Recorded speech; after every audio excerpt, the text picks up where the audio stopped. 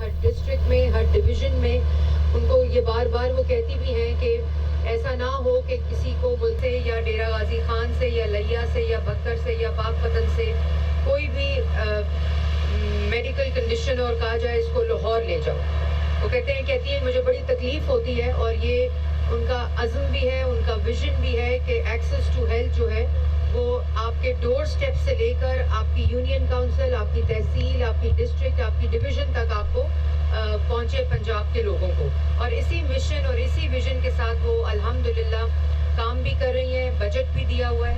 تو جب میں نے ان کو مینٹل انسٹیٹیوٹ فار ہیلتھ کا بتایا تو انہوں نے کہا کہ فوری طور پر آپ اس پہ کام کریں. میں نے علی مدی صاحب کا بھی میں شکریہ ادا کروں گی کہ انہوں نے بہت زیادہ اس میں اس کی اپ گریڈیشن میں اس کے کام میں مدد بھی کی, اپنی ایکسپرٹ ویو بھی دیا اور جو ان کا ایکسپیرینس تھا اس کو انہوں نے اس کے اندر انکلوڈ بھی کیا.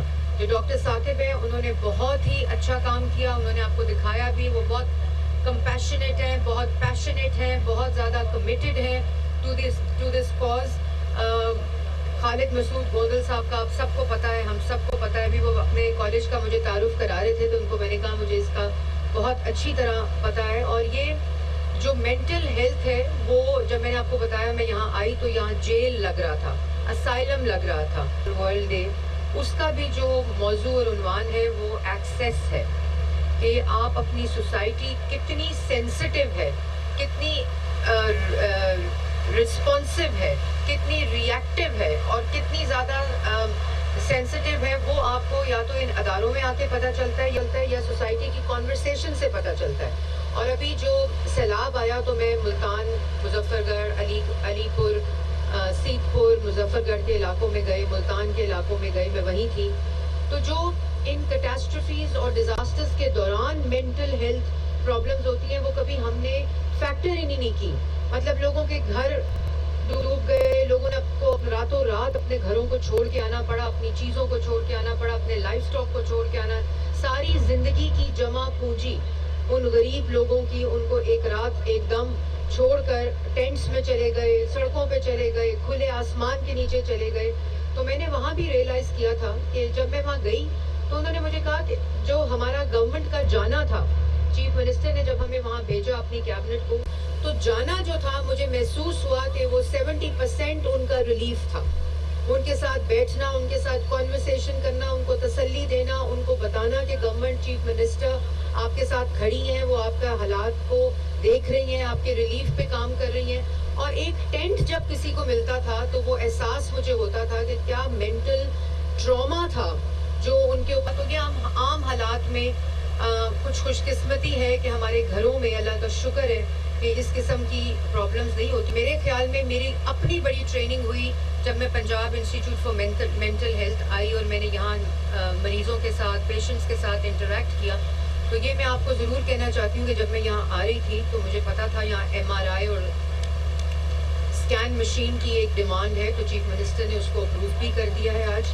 اور بہت جلد ہیلتھ جو ہے وہ اس کی سمری موو کر کے, جس طرح انہوں نے کینسر کی مشین فوری 3 months کے اندر جب وہ چائنا گئی تو جو کینسر ٹریٹمنٹ کی مشین ہے وہ لے کر آئی ہیں, اسی طرح اتنی ہی جلدی سے انشاءاللہ یہاں MRI مشین اور اسکین اور ایکس رے مشین جو ہے, جس کی یہ کسی کی مہربانی نہیں ہے. جیسے چیف منسٹر کہتی ہیں یہ رائٹ ہے, جو ایکسیس ٹو ہیلتھ ہے یہ ہیومن رائٹ ہے, فنڈامنٹل رائٹ ہے. اسی طرح ایک قسم ہے النس کی جو مینٹل ہیلتھ کی کنڈیشن ہے.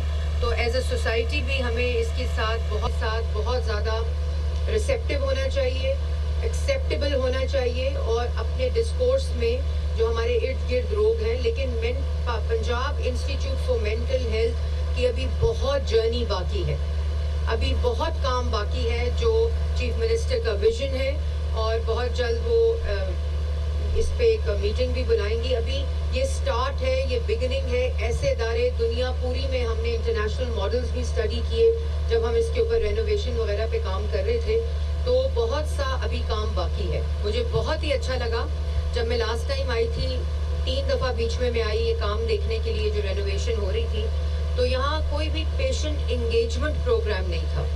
اتنے بڑے بڑے لانز ہیں, اتنی بڑی بڑی جگہ ہے, مطلب دنیا میں نہیں سمجھتی کہ مجھے نہیں ویزیبلٹی کہ اس قسم کا آرکیٹیکچر، اس قسم کا لینڈ، اس قسم لوکیشن اور اس قسم کی فیسلٹی کہیں بھی موجود ہو.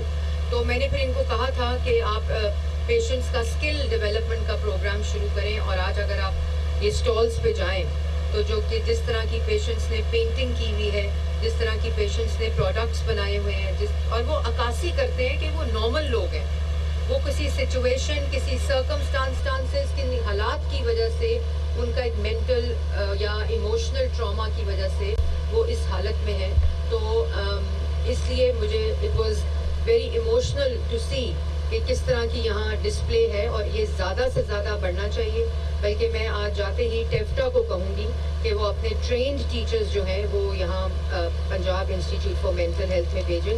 کیونکہ جب آپ مصروف ہوتے ہیں، جب آپ اسکل میں ہوتے ہیں، جب آپ کمانے لگتے ہیں تو you not a wasted population, you not a wasted individual, you are a individual with value.